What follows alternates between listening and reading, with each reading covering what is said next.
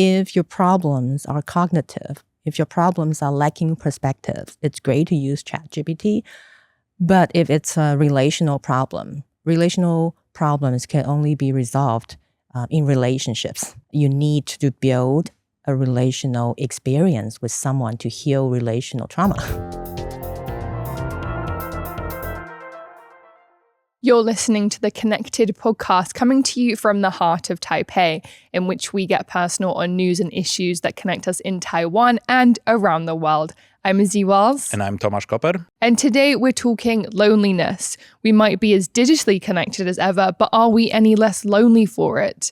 In fact, research says Gen Z, a generation which grew up online, is the loneliest generation in history. And to help us understand loneliness and what can be done about it, we have with us today Evon Chiu, a therapist and the founder of Taiwan Multicultural Counseling Association. Hi.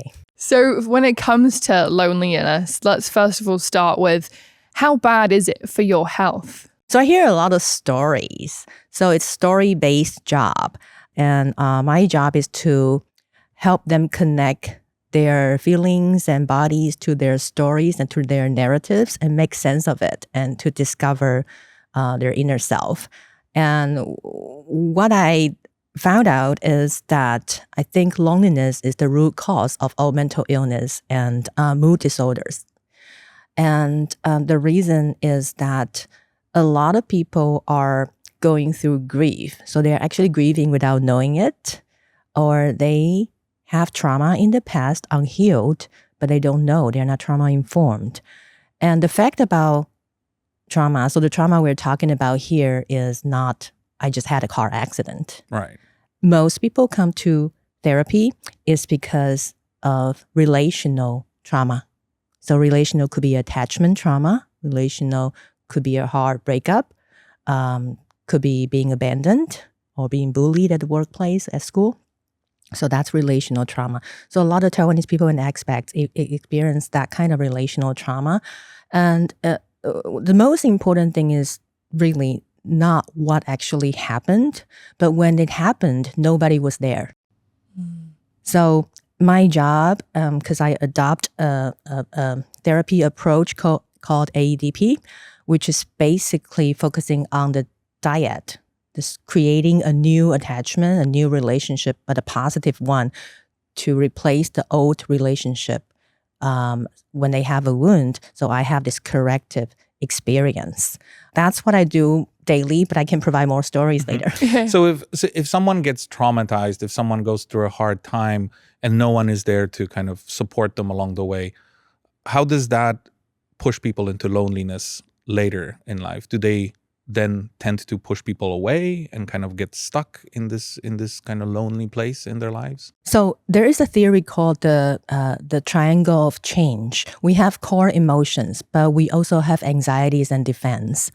To work with core emotions, sometimes we have to work with their anxiety because they do have something they want to share with people. And there is this inhibitory emotions. For example, they feel ashamed. Or they feel they cannot be understood, or there is a power dynamic, they're unable to speak about their experiences. So that is discomfort or anxiety. And that will cause them to have defense. So we are unable to work with their core emotions. So that defense might be completely cut off from their emotions. And that could be tricky for therapists to work on. Right. Do you ever get lonely? Yes, of course. I think everybody does. So how do you deal with that whenever you do get lonely? I know some people who actually enjoy being alone. Maybe not lonely, but they do, even if they're very social, if they are normally surrounded by friends, they do enjoy this kind of a week alone or even an some time evening to themselves. where they turn off their phone and don't interact with anyone. There is healthy loneliness and functional loneliness. So it's a neutral word. We do need our alone time to spend with ourselves, to be with ourselves, to be connected and centered. So sometimes loneliness is not a bad thing. It's when it goes too extreme. You have that mental block or emotional block. You're unable to process your emotion to completion, and that will cause a lot of mental problems. And that's when loneliness is that we need to pay attention to. Let's talk a little bit about your journey as a therapist. So you worked in the US before and then you came back to Taiwan. Right. What brought you back to Taiwan? Night markets, Less lonely that Fair way. enough. or maybe loneliness. Hmm. The journey is too alone. Being a bicultural person, maybe being an immigrant or someone living overseas, speaking a different language. And now I'm on the other side of the chair. I was helped by an American therapist in college. And that's how I started this career. And now, 15 years later, I'm sitting on the other side of the room. And it's been pretty fulfilling. So I do have a lot of stories with my job. So what was your experience as a person, a bicultural person living in a society where they weren't born, especially when it came to loneliness? I imagine I know firsthand that it's probably more difficult for immigrants, for people who Right. are not native to the culture to deal with loneliness sometimes. I think whether or not that person is an immigrant or not, it's about being able to be our true self. So when a person is not aligned with the true self, that's when they start to get problems, emotional problems. So living overseas, it could be a fulfilling journey and growth as long as I'm aligned with my true self. And how do approaches to mental health, or especially when it comes to loneliness, differ in the US and in Taiwan? Very different. Basically, therapy was developed in the West. It's a Western concept, an idea based on the Western concept of self and emotion. So when I adopt that theory onto my clients in Taiwan, I really have to do some cultural attunement. Like Taiwanese people don't like to talk about feelings and emotions, and they are oftentimes they are detached to their body. So when we use those therapy languages, it's a foreign language to them. Mm-hmm. But interestingly, like bicultural people, bicultural clients, when they speak English, they are their English self. When they speak Mandarin, they're a Mandarin self. And I found their English self is usually more verbal and expressive, higher energy. But when they use their Mandarin, it's a different part of self. There is this idea that Asian cultures in general and Taiwanese culture specifically is a lot more community oriented. Right. Does that mean that loneliness, when it afflicts a Taiwanese person, is it more devastating than, for example, someone who grew up in America who is maybe more used to doing things alone and not having as much support as here in Taiwan? I think just like we cannot compare suffering, we cannot compare loneliness. It's all the same for individualistic culture or collective culture. But I think people who grew up and trained as a very individualistic individual or person, oftentimes they grew up learning how to rely on themselves more. Right. But in collective culture, some people, they never left home. For example, they're always living with someone. They never have their own room. They always share the room with someone. So that could be hard when they experience complete aloneness. And so you do have a very wide range of clients. You said about Taiwanese Americans, also people, expats in Taiwan and indigenous youth here. Right. What are the different forms of loneliness you encounter in sessions? I would categorize them as cultural loneliness and psychological loneliness. So cultural loneliness has a lot to do with life experiences and intersectionality. So a lot of people, their intersectionalities are unknown, unseen, and they're not informed, and they don't know. They're going through a very lonely experience because they're intersectionality, but they don't know that. Okay, and another one, psychological, is a lot of expats in Taiwan or Taiwanese Americans, they have previous grief and trauma in their hometown prior coming to Taiwan. And by changing the scenery, of course, the original hope is to start fresh, start all over. But sometimes it's hard to start fresh when you have unhealed trauma, especially related to family of origin. So when they come here, they seek out treatment. It's very difficult for them to find their mother tongue. And the best they can do is English counseling. And it's very, very rare to find English counseling services for them to treat that trauma. other than Taipei. Some people live in Zhanghua, they live in Tainan. It's really hard to identify those sources to work with. And so that's aloneness on top of aloneness. When you say intersectionality, for our listeners who might not be familiar with the term, what does that mean? Oh, okay. So every one of us is a cultural being, usually race, ethnicity, gender, sexual orientation, religion, nationality, and neurodivergence, for example. So we are built up of all these cultures. And for foreigners, for expats and Taiwanese Americans, of course, they have very unique intersectionality. Maybe I can talk about third culture kids later. It's like they migrate to different countries and they ended up in Taiwan. That would make their intersectionality very rich, but also very alone. It's hard for them to find their tribes and their belongingness. And just going back a little bit to you talking about people coming to seeking therapy and seeking treatment, because I've noticed for me personally, I think it became more accepted as I got older. People were getting more talking about it, and I think it became a lot more of a normalized thing that like, oh, actually it's really good to go to therapy. You don't have to have something super traumatic to happen to you to go and talk to people. But maybe from in this part of the world where it's still not that accepted, did you find that clients, it took them quite like steps to go and make that step to seek help? There is age difference, generational differences, and nationality differences or education differences. So there is a lot of stigmas in Taiwan. Talking about emotion is weak, for example. You don't talk about your family laundry with other people. Right. Or you're supposed to be independent and competent enough to handle your own issues. And we don't spend money talking to people. But I found out my expat clients, a lot of them don't have that concept. And it has a lot to do with education, like the American education from a very young age. They're encouraged to talk about their emotions and feelings and talk about people, to use the school counseling services. So when they encounter problems in Taiwan, they're usually more likely to seek out professional help. But for Taiwanese, it has to be very bad, especially for couples. It has to be like super serious matters. On the verge of divorce. Yes. I was about to say. Right. Or after 3 or 5 years, they cannot resolve it. And then they go to counseling.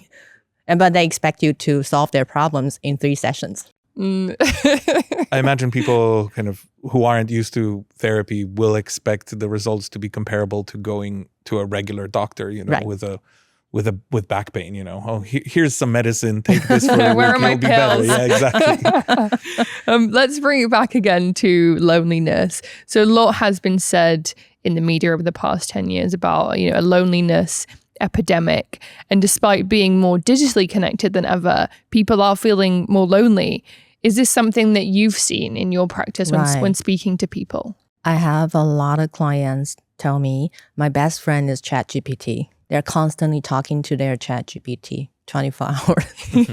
I'm surprised at the number of people like around me as well. I'm also guilty. It's very useful. But, of having ChatGPT as your best friend? Well, not my best friend, but I do ask it for advice. And I feel like a lot of people around me do as well. Well, another thing I've heard is on the rise is people using ChatGPT as free therapy, basically. Yes. What's your take on that being an actual therapist? I think it can be helpful if used properly. I think it's good to practice emotion regulation or, cognitive therapy using that. It's a great tool. It gives you a lot of knowledge, information, and ideas and perspectives for you to think about. However, if your problem involves deep emotional processing, then you need a human being to interact. So ChatGPT doesn't take away loneliness. Sometimes it amplifies loneliness. When people, before our listeners run to ChatGPT, please finish watching this episode.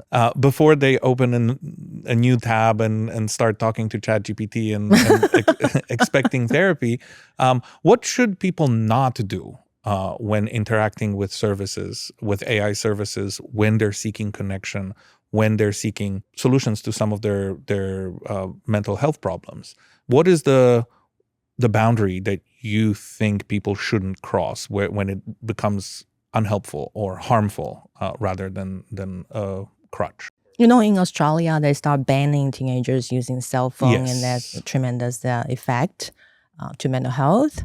I think we need that balance, human interaction and technology. They're both good. They're both important. So how to find that pivotal point, I think it's up to each individual.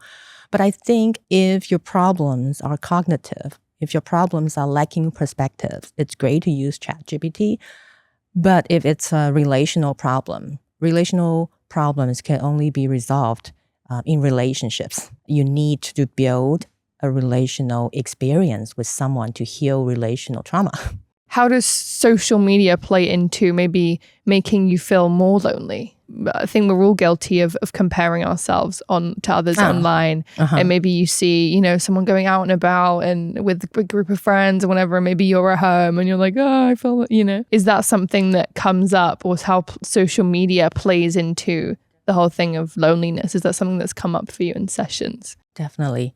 For example, what do people post on Facebook and IG?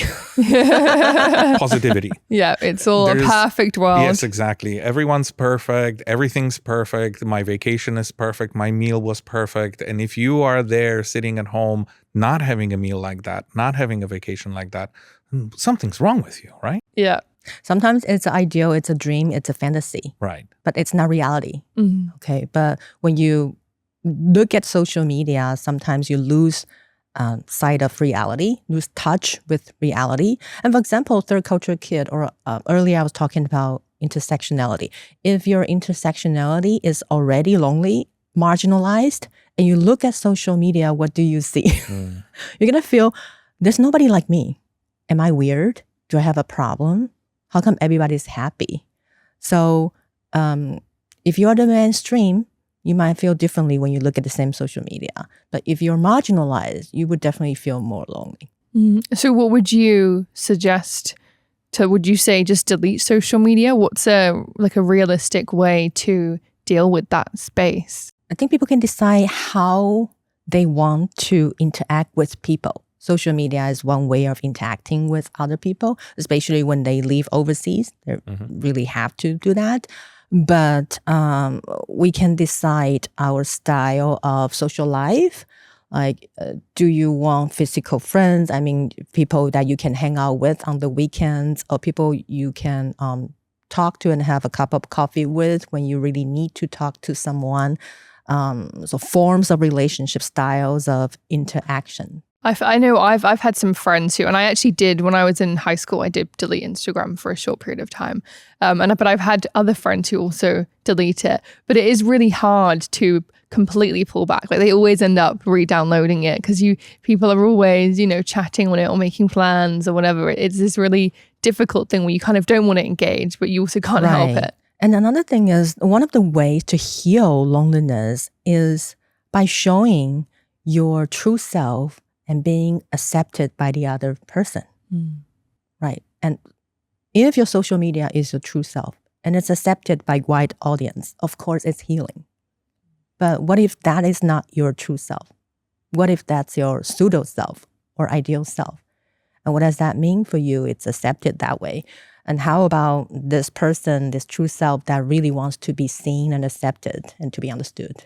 I know a lot of people are quick to blame social media for the rise in loneliness, especially in the younger generation, in Gen Zers. But it always felt a little simplistic to me because they weren't the first generation on social media. We were millennials. So MSN? Is that a thing? We were there when Facebook, but MSN, yes. I mean, we had a lot of different platforms and tools before the big ones that everyone knows, before Facebook, before MySpace. Are you familiar with MySpace? that? Yeah. I have heard of it. Deep internet archaeology for a young person such as yourself. But so it always felt a little simplistic to just blame it all on social media. Oh, Gen Z are too digital, too switched on, too online. Terminally online, I think, is the expression that people use a lot. In your experience, are there other factors affecting young people, Gen Z, when it comes to loneliness, outside just social media? Because it seems pretty simplistic to just boil it down to one reason like this. I think first we need to think about is the number one thing social media or parents, family. So we keep talking about how Gen Zs interact with social media. But at the first place, why did they have to interact with social media? Right. Social media become their best friend. And we are the parents. And we are the families, the functional adults. I think that's the more important thing that we need to look into. So when people come into therapy, it's not because social media caused them problems they come to therapy. It's family of origin. Yeah, so that's something that I talk about family origin with almost all my clients every single day. And attachment, like the early ages, how you grew up with your primary caregiver, I think that really determines a lot of relationship and relational styles. And that would impact your adult life, your career, intimate relationship, and so on, and happiness in general.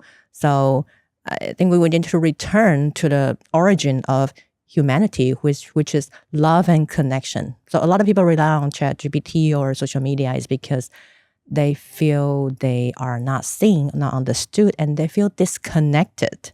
So how do we fix that disconnect is something that we can start thinking. That's how we replace AI. That's how we replace social media. And that actually brings me on to the next point that I was interested to get your thoughts on, because in our main show, we actually get into the loneliness economy, which is all these kind of services, apps, platforms that are trying to combat people feeling lonely or people who are searching for companionship, like, Right. you know, AI boyfriends or rent a partner or something.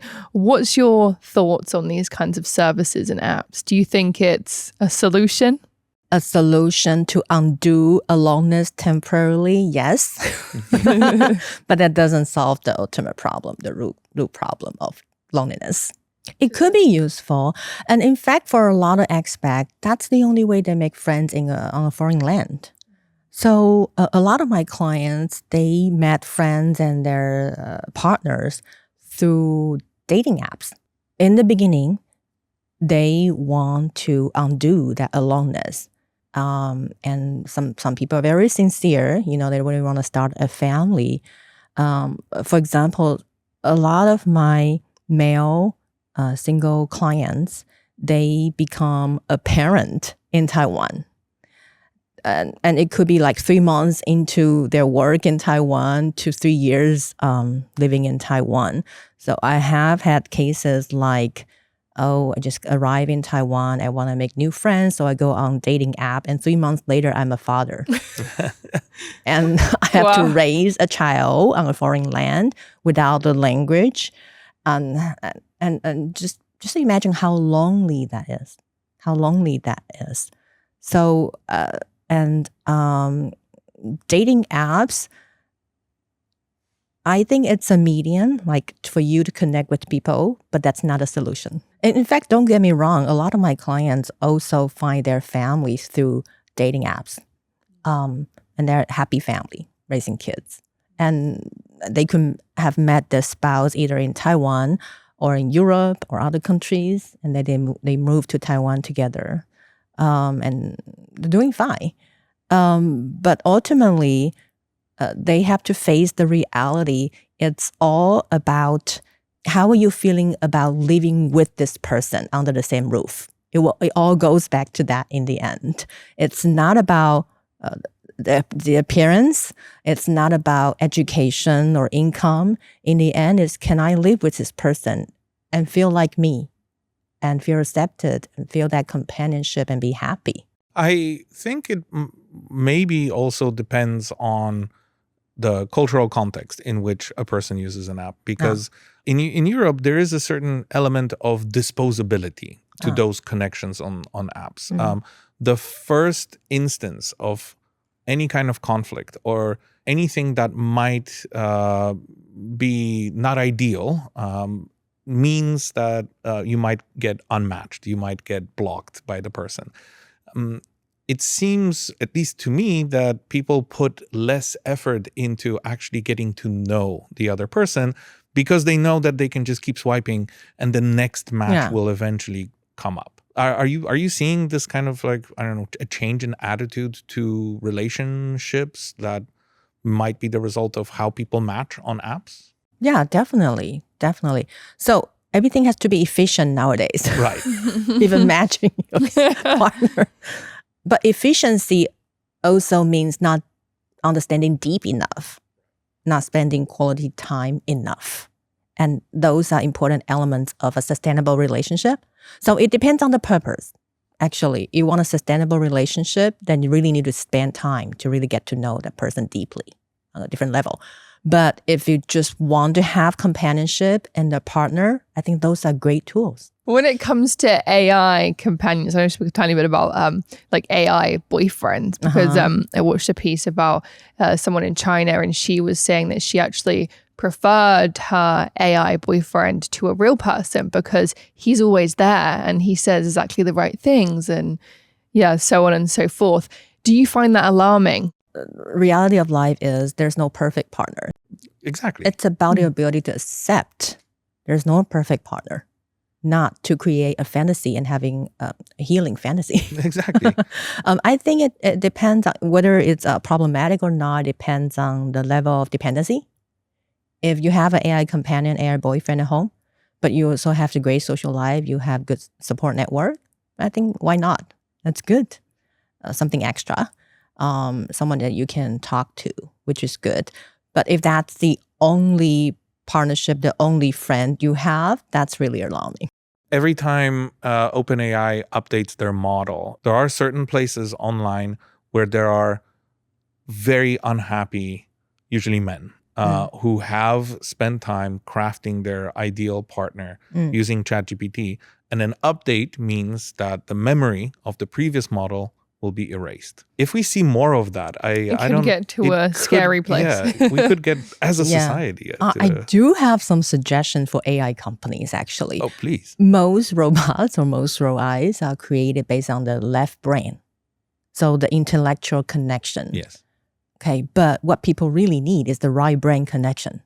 Understanding my feelings and emotions and really accepting me and see me, right? That's the right brain connection. If they can create AI based on right brain connection, that would be great. And you said also mentioned about having kind of, if you have that support network, that maybe you'll be less likely to try and like need these services. And I think as well, when I came to Taiwan on my own, like almost four years ago, but I think I got really lucky and always have had like a really great support network. And I feel like that's really helped me, you know, I mean, obviously it's ups and downs like living abroad. You go so no aloneness, no loneliness. I think there has been times for sure. There's been highs and there's been lows for sure. I think everyone says that about living abroad. But if you were moving to another country or going into a new environment, and when I lived before in Beijing, actually, I did find it a lot easier, a lot harder to find that. But it's also something really tricky to find if you don't have it, you know. How would you suggest to someone who's maybe moving to a new country and they're trying to make those connections, and they're maybe feeling, you know, a little bit lonely, but what would you say to them? I would say identify your core values and your preferred styles of connection: intellectual connection, emotional connection, spiritual connection, physical connection.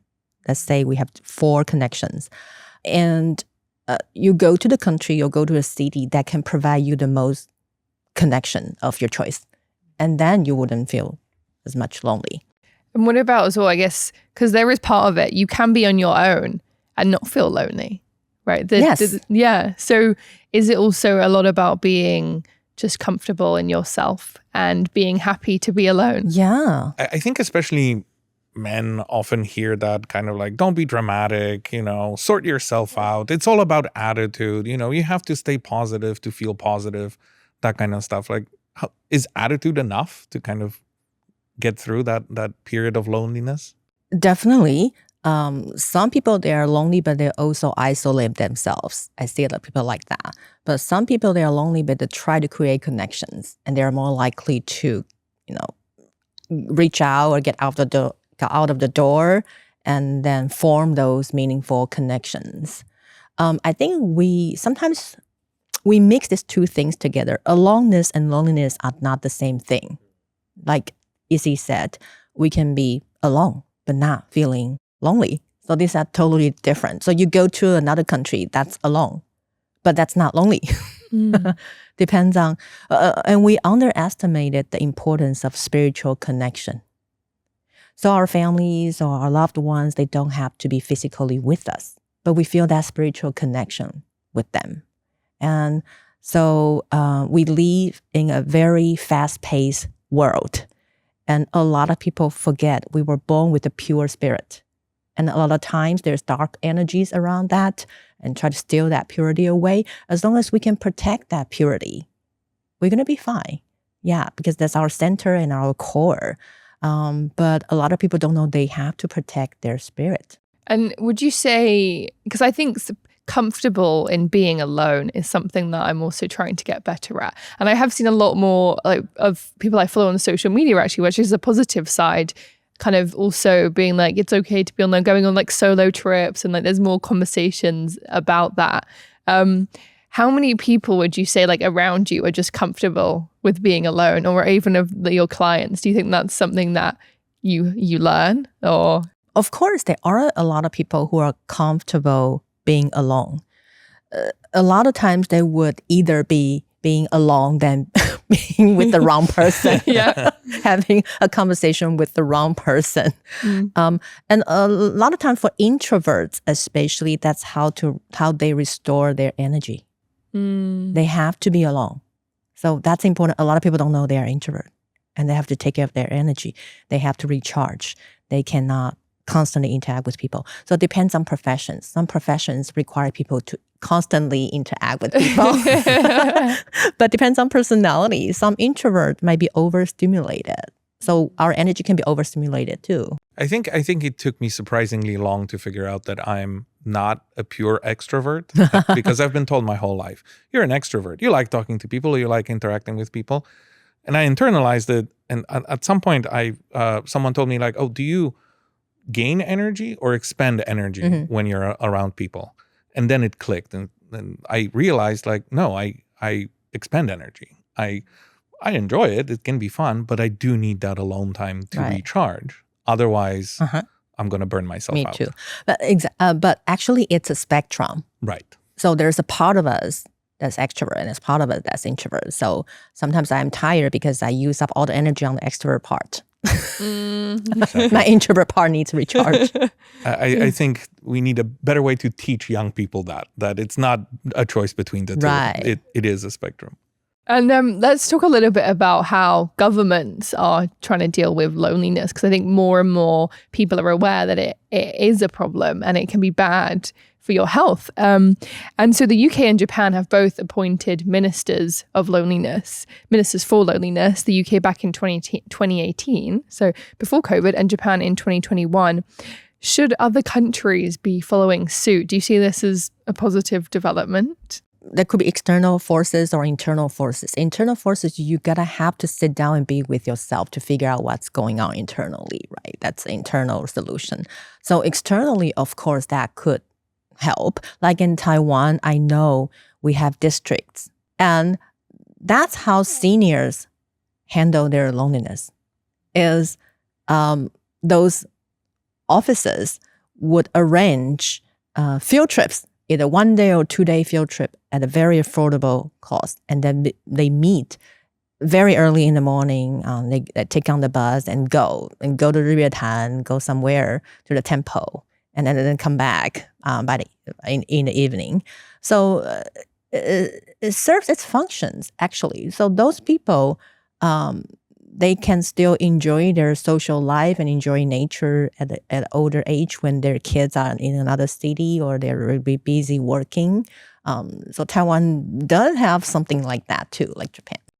I have to say this is something that I found very inspiring when I first came to Taiwan 14 years ago. And over these 14 years, I've seen senior citizens, I've seen retirees, older people get together, go to parks, dance, exercise, do things a lot more communally compared to what I'm used to seeing back in Poland, where I think loneliness among the elderly is a much, much bigger problem than it is here. So kind of this communitarian characteristic of Taiwanese society is actually in this case working to the benefit of these people. Yeah, I completely agree, because I always thought Taiwan, or in Asia in general, would be quite a nice place to retire, because it does seem that the elderly are they're so active. They're going to the park. They really have little and medical communities. services. Yeah. Yeah, and also there's another part of it in that it's quite common for you to live with your family when the grandparents, like it would be 3 generations under one roof. Whereas I don't know if it's the same in Poland, but in the UK, it's quite common that grandparents will still live alone and not live with the rest of the family. And I found people were quite surprised when I was sharing it with them. And they were like, "Oh, your grandma lives on her own?" It is more common in Poland now. And since you mentioned healthcare, there was this trope, this stereotype back when I was younger, that older people use medical services a lot in Poland because they want someone to talk to. And they just go to see doctors and, even daily sometimes, just to have someone to chat with. Or, in the waiting room, just kind of talking to other people who are there for the same reason. And that used to be a bit of a joke back when I was younger, but I think these days it's mostly a recognized phenomenon that it is actually really happening. Definitely. So when politicians and administrators are thinking of how to, optimize the healthcare system in Poland, they do take that into account, that a lot of people will be coming just for a chat, just because they're feeling lonely, not because there's actually something wrong with them. And in Taiwan, not just a hospital, it's a hair salon. Right.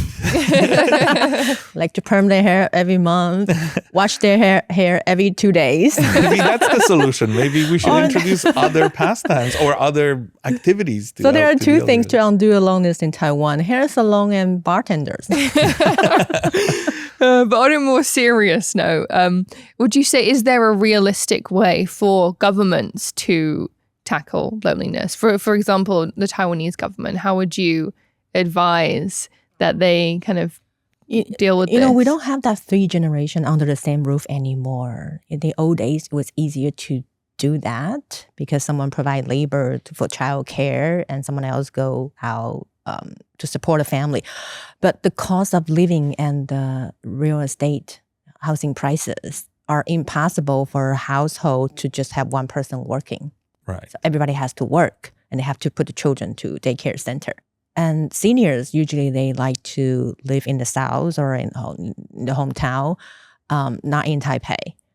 So they would live separately. So I think the real cause of that, more and more nuclear families, is the housing prices and cost of living, forcing people to really have to work all the time. And raising the cost of raising a child, it's almost like buying a house now. And buying a house in Taiwan is very expensive.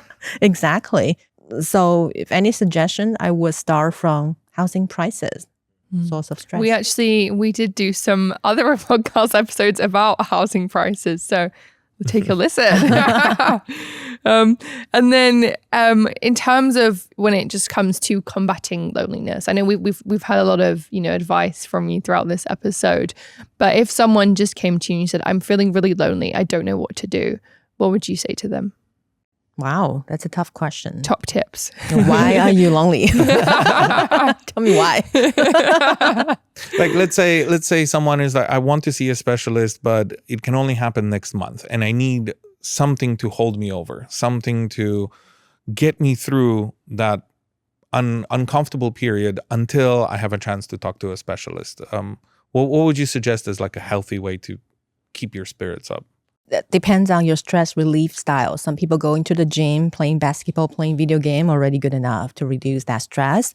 Some people, they really need relational connection, like emotional connection. Then pick up the phone and call your friend.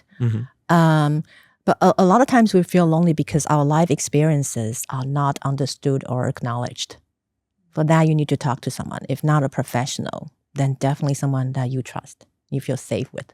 those are all excellent recommendations, and hopefully people, whether they're in Taiwan or abroad, can take something out from our conversation today. But specifically for people who are in Taiwan, where access to mental health care is still incomplete, to say the least, where can people go to talk to specialists? This is a tough question. It's very realistic. Resources for English speakers is really rare. It's really scarce. Of course, you can contact the association, or you can Google English counseling in Taiwan and find your local counseling centers to speak with the specialist.